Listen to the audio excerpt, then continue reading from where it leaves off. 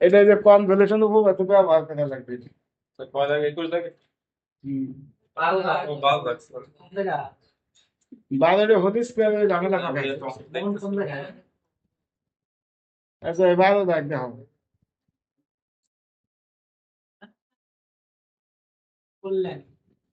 সমান এত করতে জানি। উত্তর থেকে স্যার সূত্র এই যে এই সূত্রটা এই যে 7 S by S square plus A square এই যে এস বাই এস স্কয়ার 3 বার করা যায়, ঠিক আছে? 7 না ওই লাল কালি দাও পরে বুঝবার না। স্যার করে দেন, দিলে দেন, যা পারেন তাই দেখান স্যার। 7 নং সেরকম বললে দেন স্যার, টাকাই দিয়ে দিলাম। এবং এইটা দেখতে বোধ হয় 8 নং অথবা 6 নং, এটা আগে বা পরে 6 নং এ বাই এস স্কয়ার সাইন এটি 6 নং। স্যার কোন জায়গা আছে? শুনে কথা যেটা তোমরা যে করলা না 22 সালে আসে নাই দিলে প্রত্যেক গেছিল পরে দাও যে না স্যার ইম্পর্টেন্ট হলে আপনি করাই দেন। না অসুবিধা না ওইটা দিয়ে লাস্ট 9 আসছে তো এই জন্য অনেক গ্যাপ হয়ে গেছে, আমরা করি নাই। না ওইটা আমি ওই যে কনভলিউশন ওইটা দেখছি তো এই জন্য আমি বললাম রিসেন্ট তোমার টঙ্ক আসছে। স্যার ফুরিয়ার ধারাটা আসতেছে কয়েকদিন, কয়েক বছর পর।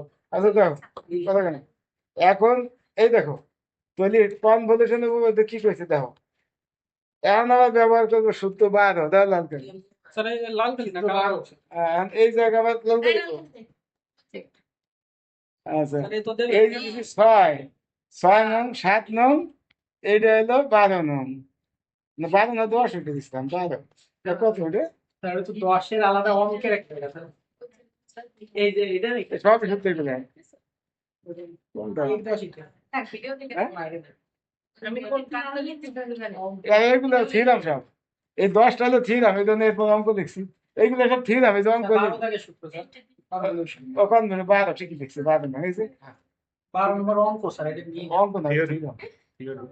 আরে শোনো তোমাকে ওইটাই বলছি এই দেখো এই শোনো তোমাকে আগে বলি ওই পাশে কয়টা দিছি 60টা না তারপর দিছি কত 20টা তারপর 40টা ধরো দুইটা দুইটা করে আছে হ্যাঁ তো 7 আর 40 কত 47 47 আর এই যে আছে 12টা এন আছে এই 49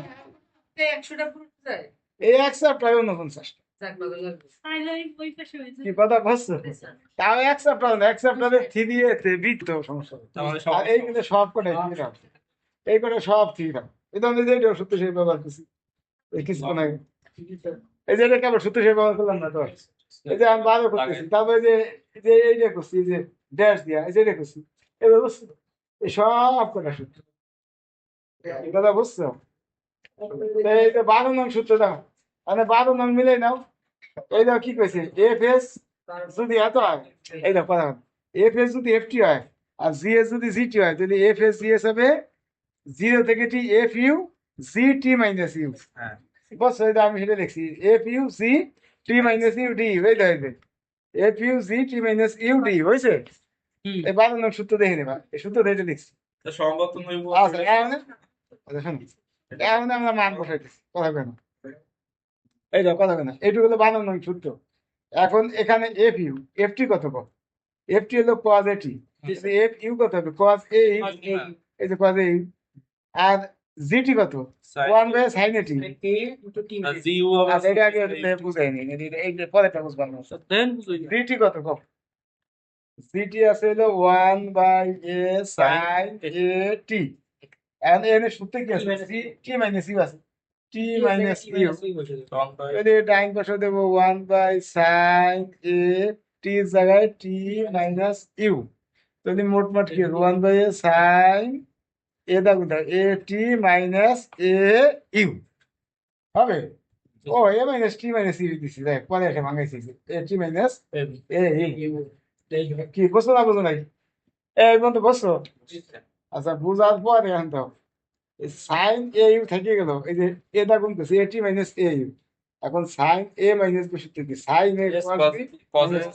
সাইন এখন এই কজটা গুণ করছে cos A cos square A আর এই জায়গা মানে cos A T sine A U cos A U হবে আচ্ছা এইবার ইন্টিগ্রেশন আলাদা করে দিয়েছি ইন্টিগ্রেশন প্রথমটা ইন্টিগ্রেশন দ্বিতীয় হয়েছে আচ্ছা প্রথমটা আবার বলছি নিচে একটা টু আছে এ আছে না টু এ টু আনলে এখানে একটা টু দেবো, টু কজ স্কোয়ার। এখানে একটা টু আনছি, তো লিখে এখানে দেবো টু সাইন এ কজ মাঝখানে মাইনাসটা এই যে মাইনাস, এই যে মাইনাস, কি বুঝছো?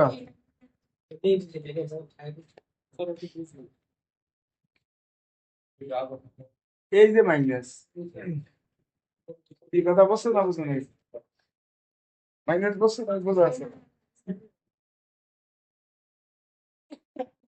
মাইনাস বুঝছো?